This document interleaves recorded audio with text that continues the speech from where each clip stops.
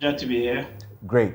And Dr. Theo Acheampong is joining us. And you know, he's always had his eyes on looking at the figures. And he also would like to look at what the Afrobarometer says and so on and so forth. He is no stranger. Is political risk analyst and economist. So we are trying to understand if what has happened, particularly in the last few couple of months and weeks to today, has not done too much damage to the NPP. There are those who say that they will not be able to recover. Where do you stand?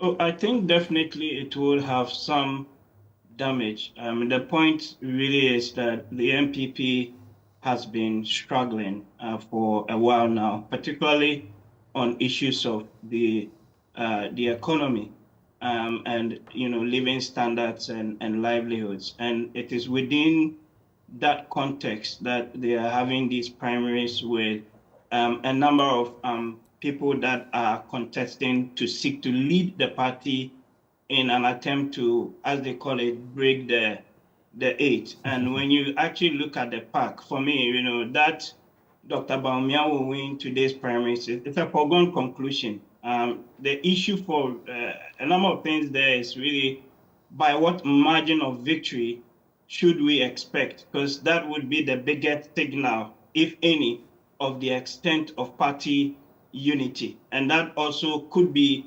complemented by whatever concession speeches the other candidates make.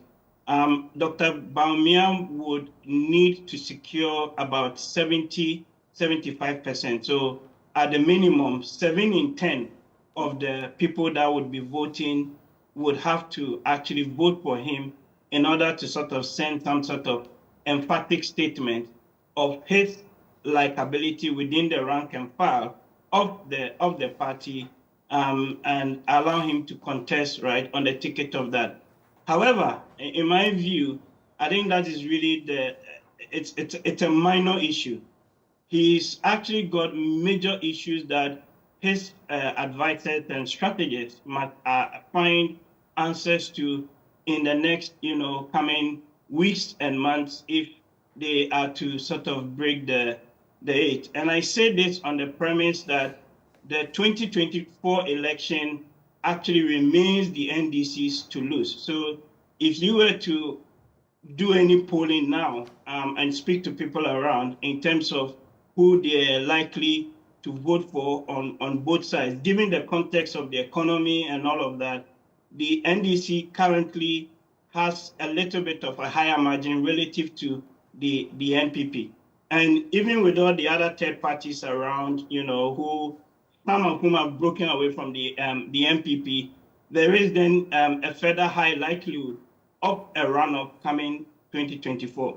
So if we accept that premise as given, then the question then becomes, how does Dr. Bawumia, couch his messaging in that context? And for me, it's important because, again, he was presented to us between 2012 to 2016 as the economic messiah or economic guru.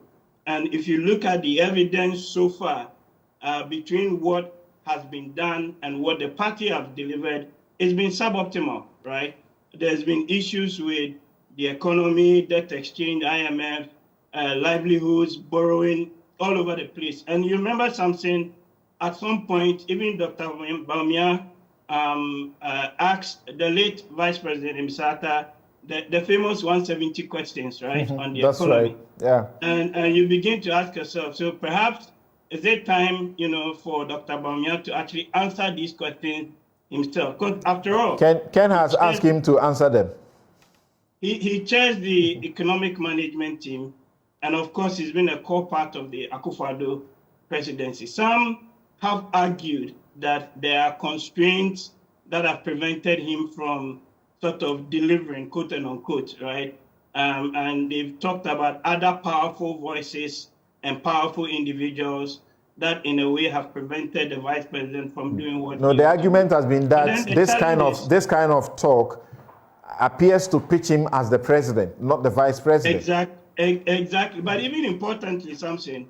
So how in one breath does Dr. Bawumia, for example, claim successes for things like digitalization, but not the cedi depreciation or cost of living or borrowing, or the very things that, right, at one point he championed and did a lot of, advocacy on, to the point that, again, if you look at relatively, the NDC at that point was even tagged as quote unquote incompetent, right? And it then led the NPP to win the 2016 election with one of the biggest margins by far that we have seen in the Fourth Republic, right? So you see that from that time, the NPP had a lot of goodwill, and the goodwill, in my view, has been squandered. So the question fundamentally now is, what is going to be different this time under a proposed Dr. Bawumia presidency? Because he's going to win the primaries. The question also to you, Dr. Theo Acheampong, is that until COVID and Ukraine, would you say what you are saying and trying to attribute to Dr. Bawumia that they have not performed? We have had this debate here. Yeah, I know, but everybody manages an economy everywhere in the world. There will always be constraints. There will always be shocks. There will always be things that come and go. That is the nature of the world that we live in. So it's not like you are managing the economy in a vacuum and saying that, they won't be shocked and all of that. And even before that, they were warned, and there were warnings all over the place, right? So it is difficult for me to accept that argument that, but for Russia, Ukraine, then maybe things would have been better. You have been brought in to fix a problem. And part of fixing that problem also means having to deal with issues that come externally. And in this particular instance, like we said, they had an underlying, right, fiscal ailment in terms of the borrowing or the excessive borrowing. So you cannot isolate that factor and say, but for COVID and Russia, Ukraine, then the economy we would have actually ended up crashing. So as an economist, we have gone over this issue over and again here, but let me ask you now, from where you sit, have COVID and Ukraine impacted the world in an unprecedented manner? Yes or no? It has.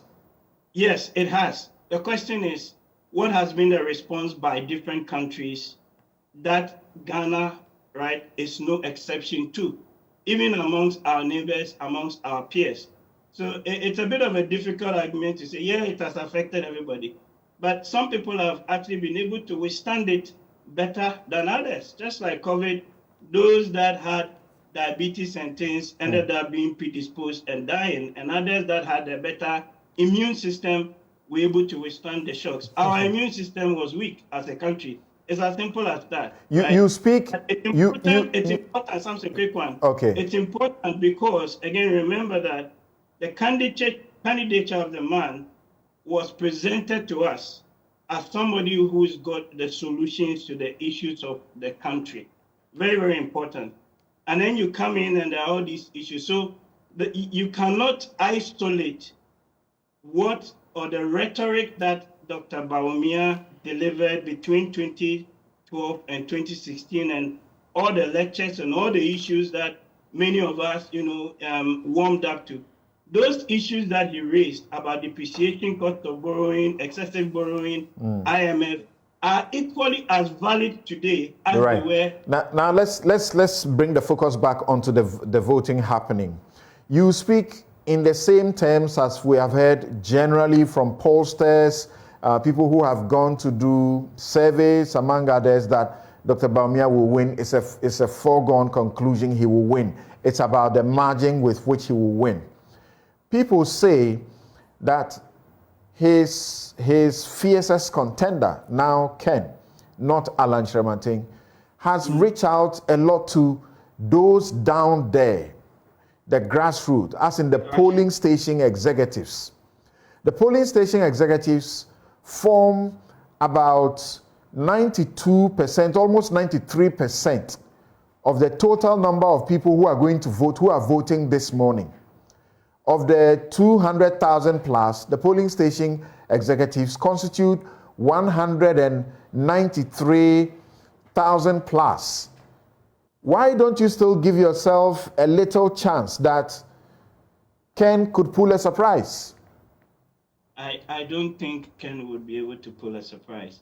Both of the candidates, I'm sure they've gone around, as you've heard from their spokesperson, all of the regions and constituencies. They've met these people, they've engaged them, and they sort of know what the issues are. It is not to say that some of them would not vote for, other candidates beyond Dr. Bawumia. I mean, if you look at the polling that's been done by various organizations, it's quite clear that Kennedy would be able to get something. Some are even indicating around 20 to 25%, but that's not going to be enough to get him over the line. So I don't think that Kennedy really has a chance. He has an appeal. The grassroots people like him, but at the end of the day, people also like, okay, who is your best chance or put that you've got going to go into the election? And even on the issues of corruption and others that will come to, some of which Kennedy talks about. I mean, Kennedy cannot extricate himself from the mess and the things that are. He's also a beneficiary of that same system. Some say he's perhaps the biggest beneficiary. Yeah, so how do you square, again, that circle? So you begin to see that, again, there's a lot of inconsistency sometimes even between the rhetoric and the reality on the ground. But as far as I'm aware and from where I sit, I think that Dr. Bawumia would win the primaries. That, for me, is a starting point, that the biggest issue that the NPP faces is in terms of messaging and the issue really about the rhetoric pre-2016 and then the delivery that we have seen in terms of the economy post 2016. That really is going to be the main. And then, of course, there's the other issue, of course, who becomes his running mate, right, as well.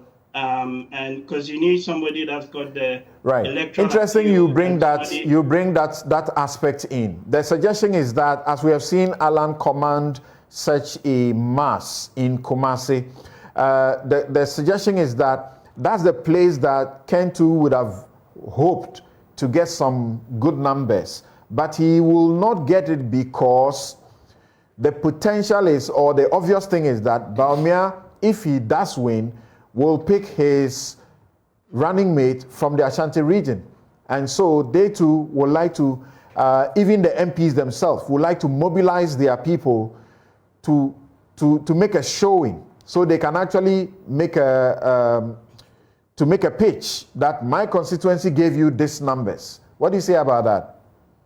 Yeah, so our politics has always been based on part ethnicity, or some will call it identity politics, right?